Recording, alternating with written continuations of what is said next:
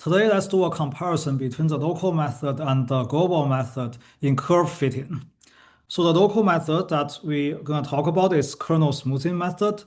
This is a very straightforward idea. We just take the local average of the data points. So here is the equation. So at each position x, it can be interpreted as a weighted average of all the data points, where the weight is given by wi of x. A common choice for the weight wi of x is just a kernel function, such as a Gaussian kernel. Okay, so what does this kernel function do is that at each position x, suppose that our x is here, you have x here, then it's gonna generate the weights using a Gaussian density function, right? Suppose that k sigma is Gaussian, that looks like this, right? Then we're just gonna use this density function to convert each data points into a weight. That's how we use it to compute the local average. So this sigma parameter here is very important. That is the bandwidth. So sigma is the bandwidth. The higher the sigma means that the sampling distribution is more flat out, right? So for example, on this plot here, let's say we have x in the same position but with a higher bandwidth, then our kernel is going to be more spread out, right? Our weights is going to be more spread out, maybe something like this, right? So that's why the curve on the right feels more smooth compared to the left because we are putting more equal weights to each data points, comparing to the plot on the left, where we really put high weights on the field on this smaller neighborhood of this point x, right? Because the Gaussian density decreases very fast. That means once we are outside, say 2 sigma or 3 sigma, the weight value is going to be really small, right? So that means we don't really put a lot of weights on those points that are far away from it. So that is a local method. Then we also have another way to fit the curve.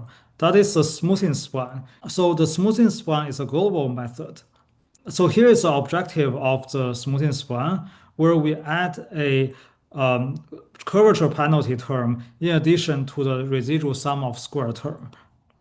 So here I'm just using the smoothness penalty parameter as S. So S is the smoothness penalty.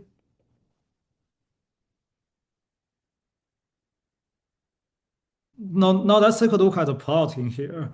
The plot on the left has lower curvature penalty, so the curve we fit it has more turns according to the data.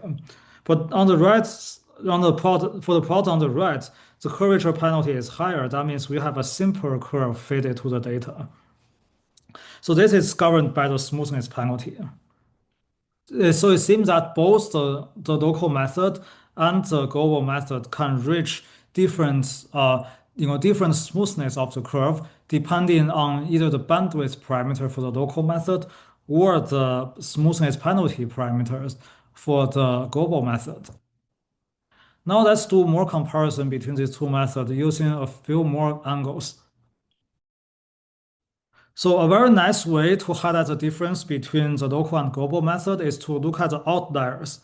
So this is the data I generated. So you'll see here, we have a clear outlier in the data set, right, right here. So you'll see that the global method has more response to these outliers compared to the local method. And this makes sense because for the global method, we are fitting one function f of x using the entire data. So that means each data point will have impact on the entire curve. This one outlier point can lift the entire curve up for the smoothing spline because we are penalizing on the residual. So this is the optimization outcome, is that the curve has to chase up to this outlier in order to minimize the sum of residual globally. And if you compare that to the local method, this outlier here does not have the same strong effect because the curve is kind of lifted out slightly, but it's being offset by all the negative residuals in its neighbors.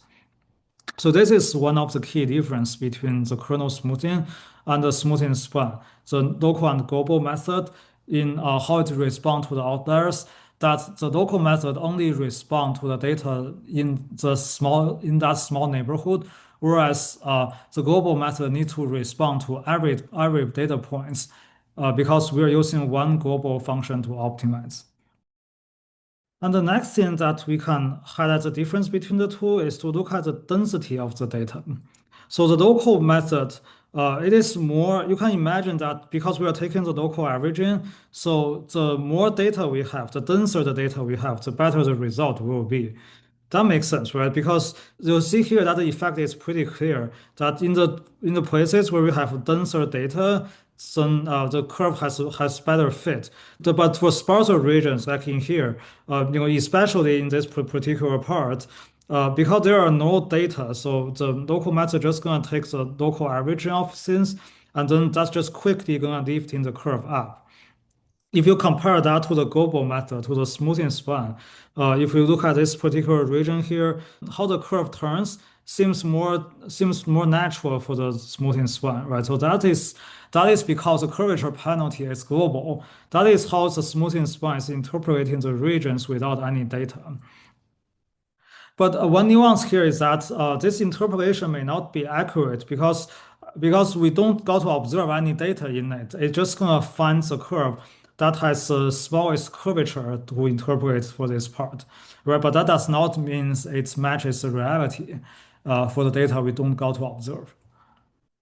The last thing I want to highlight between the local and global method is that the local method is non-parametric.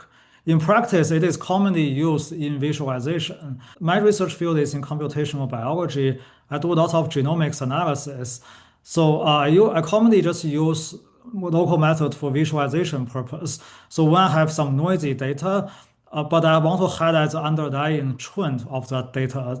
That's when the kernel method, the kernel smoothing method comes to play, where I can just present the noisy data in a much better way using that local smoothing method by highlighting the underlying patterns for it.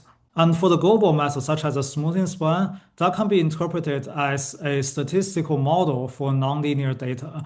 So it carries many statistical properties because we can analyze its residual. It has well-defined quantities such as degree of freedom, the R square.